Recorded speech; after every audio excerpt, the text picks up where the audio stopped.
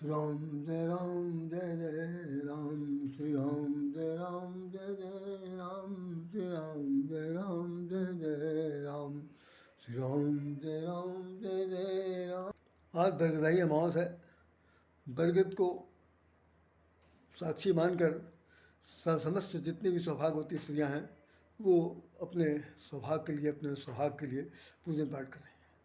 बहुत संक्षेप में मैं बता दे रहा हूँ कि वास्तव में बरगद को हमारे यहाँ मेरे यहाँ धर्मशास्त्र में विश्वास का प्रतीक माना गया है।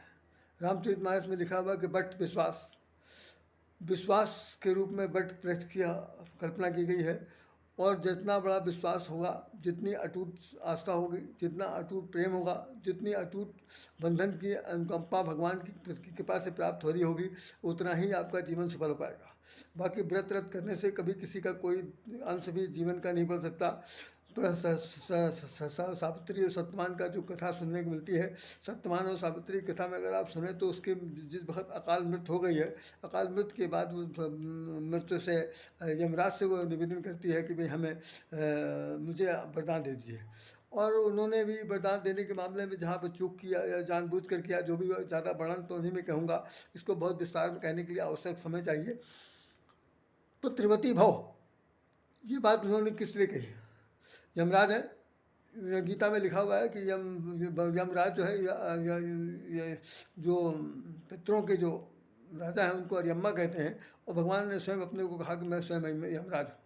तो जब भगवान शुद्ध ज्ञानी है, अखंड ज्ञानेश्वर है, तो उन्होंने ये जानते हुए कि उनका मृतक शरीर पड़ा हुआ उस पत्नी का, और उसके बाद उससे कह रहे हैं तुम पुत्रवती भव। तो पुत्रवती कब होगी? जब उसे पुत्र को दिलाने के लिए, प्रजनन क्रिया के लिए उसके पति परमेश्वर की आवश्यकता है। तो उन्हें याद आता है और वो तुरंत उसके पति को जीवित कर देते हैं। तो ये सौभाग्य की बात है, या स्त्री के कहने के पर भगवान ने ऐसा किया, या जो कुछ भी हुआ हो, आखिर में मैं इसे कितना कहना चाहता हूँ, उसका पूर्ण विश्वास था कि मेरा भगवान मेरे पक्ष में है। मेरा अटूट विश्वास मेरे सामने लेटा हुआ, और उसी विश्वास को हम लेकर के आज उनके सामने पहुँचे हैं। भगवान भी उसके प्रेम को देख करके एक बार हारी मान गए और उसे पुत्रवती बनाने के लिए जो आशीर्वाद दिया, और वह सत्यवान को जीवित कर दिया। आज के व्यवहार में ये सब नहीं हो सकता।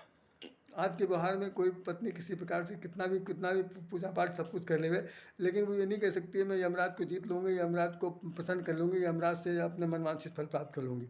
तो मैं आज सिर्फ इस माध्यम से सिर्फ इतना ही कहना है कि जितना बट विश्वास की सबसे बड़ी विशेषता ये है कि बट वृक्ष के नीचे जड़ जो है वो ब्रह्मा है, तना जो है विष्णु है, और जो शाखा है वो खासतौर से उनके भगवान शंकर के रूप में कही गई।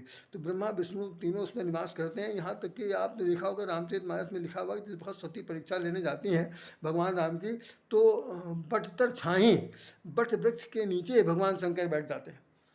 तो बट की इतनी बड़ी विशेषता है कि उसके अंदर विश्वसनीयता की एक अजीबोगरीब प्रकाष्ठा है। तो जिसके जीवन में विश्वास अटल है, अविचल है, अनोखा है, अद्भुत है, अपने आप में न हिलने वाला है, तो ऐसा अगर विश्वास किसी के जीवन में जी गया है तो निश्चित रूप से समझ लीजिए कि वो सती सावित्री बन सकता है। और सत्यवान के रूप में तो खैर मैं नहीं कह सकता कि आज का पुरुष बन जाएगा, लेकिन स्त्री तो निश्चित रूप से अपने व्रत में सफल हो सकती है। तो सब जितनी भी सौभाग्यवती स्त्रियां हैं वो इस व्रत को करें। और चूँकि सारी जितनी भी हमारे धर्मशास्त्र